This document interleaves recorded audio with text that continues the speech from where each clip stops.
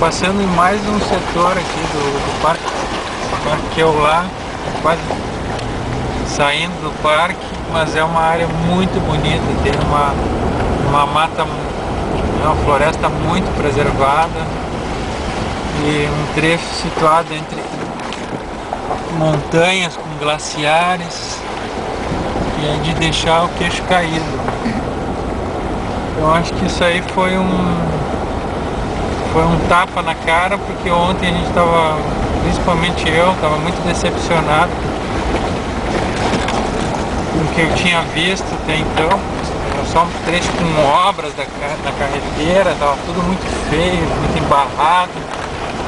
E hoje a gente está fazendo esse trecho aqui que está maravilhoso. Realmente a estrada é muito bonita mesmo. Agora a gente sabe por que ela é considerada, como o Adriano falou ontem, uma das estradas mais bonitas do mundo. E então tá a Márcia mostrando que sabe falar também nas filmagens. É que eu sou cinegrafista. Márcia é cinegrafista e eu sou narrador. Sou a pessoa que vai falando algumas coisas sobre os lugares que a gente tá passando. Tá lindo. O trecho aqui foi excelente. Então, acho que daqui a 1 quilômetro e pouco a gente deve estar entrando na parte de asfalto. E aí a gente vai se dirigir